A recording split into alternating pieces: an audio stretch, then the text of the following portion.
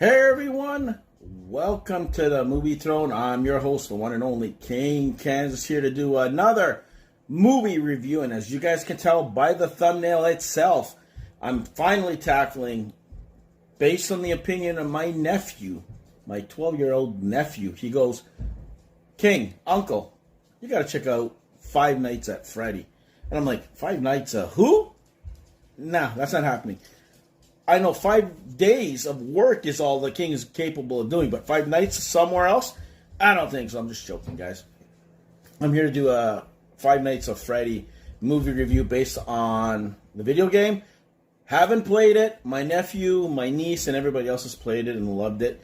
You know, I'm like, I'm not going to watch this damn thing. And then once I seen that Blumhouse was attached to it, I go, okay, it must be some serious kind of franchise for me to kind of watch, or for them to tackle and kind of want to do this right away and make it a priority and bring it up. Because I don't think the video game has been out for quite a long time. It's maybe less than 5 years. Don't get me wrong. Go check do your research. Don't come after the King and break his legs or something, guys. But my nephew, I saw him playing it.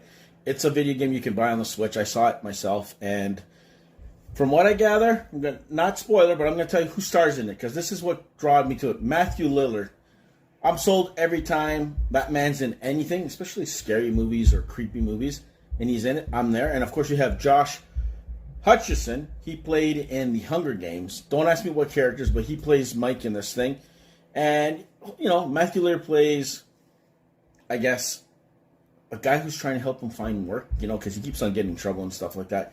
Basically, if I can sum it up, guys, it's a security guard who went through something traumatic early in his life. He's stuck with his sister to take care of, and he's doing these loose bum jobs just to kind of make things go, and shit always goes wrong, and then he happens, you know, because of circumstance, stumble across this job that's available. It's overnight and stuff. He doesn't want to work because he's worried about his sister, and he ends up taking it, and that's when shit hits the fan, literally. He goes to work like a place, like I like what, if you, I don't know if you guys have this in the States or anywhere else in the world, like Chuck E. Cheese. It's a place that the kids can watch animatronics, sing and dance, and they can have pizza and celebrate their birthdays. But this place has been run down, closed for years, and it's in need of a security guard not to let people break in and ruin the place, right? So I'm like, okay, whatever.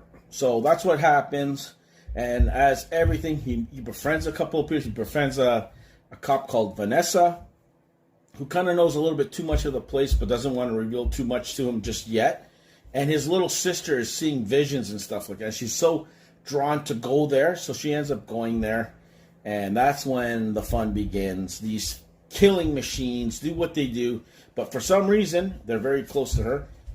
And the way they kind of like tied things together with his past and these things, and then some 5 kids gone missing, is very cool.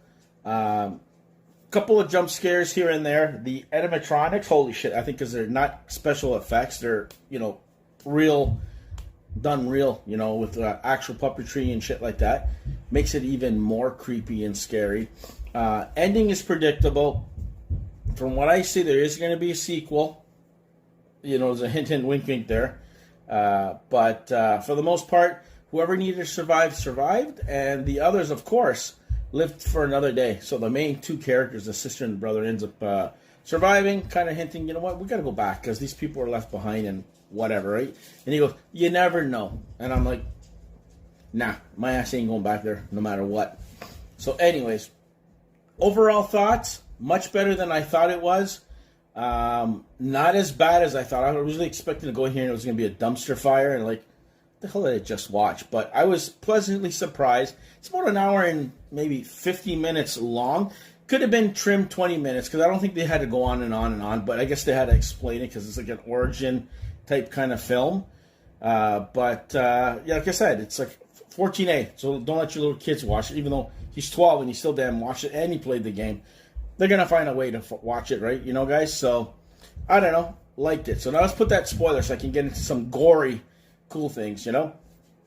So basically, guys, what I left out previously, I'm gonna give you a few hints here and there of what the hell, why I like it or I didn't like it.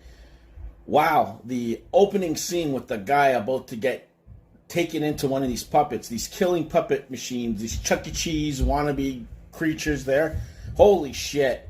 And the way this poor guy, hard on times, his brother ends up getting kidnapped on him. His mother and father seems to be disappeared or dead. He has to take responsibility of his sister, whose sister doesn't talk too much besides her coloring and drawings and shit.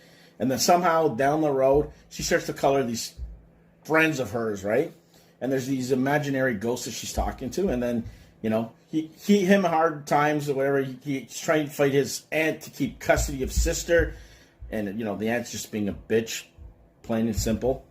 And he needs a job, right? And he got in trouble in his last job, punched someone out, thought the kid was being kidnapped, because it ties all from the beginning of the film, of the movie, of what happened to him. He ends up settling for an overnight job. And this overnight job is security of this closed, abandoned, Chuck E. Cheese-like place that it's called Freddy's Pizza or something like that, whatever. Anyways, and crazy shit happens, you know? He's having problems. He's having dreams. He sees these 5 kids.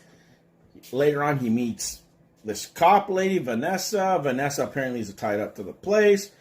She tells him a story about the 5 kids gone missing. They couldn't find it. And apparently the spirits or ghosts have gone into these bodies thanks to this yellow rabbit character.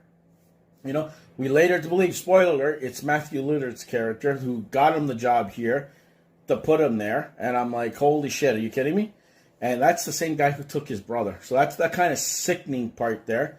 So at first, you know, meets the sister. They're all friends. They're all laughing, stuff the machines. And then this guy comes back and the machines start killing again. But holy shit, the way those machines killed, biting people's heads off. And I'm like, seriously? Yeah, practical effects, guys. No special effects and whatever. But the way it's shot, it's done very well. A little too long for the King's liking. Could have been 30 minutes less, but hey, they had to do what they do and put all that you needed to know. You know, you got the father going against the son, the killer, the Yellow Rabbit's daughter, which is Vanessa the cop. That was the big surprise, gotcha. I didn't expect that, but I expected her to be connected in some way.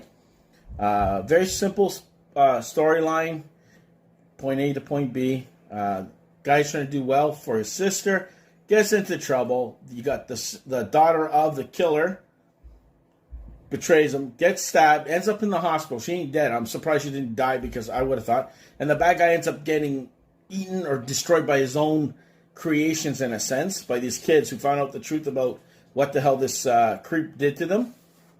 And then the sister and the brother go their own way, and the girl's a little upset because she goes, hey, how about my friends who are left there? Who's going to take care of them? And he kind of tells her, you know what?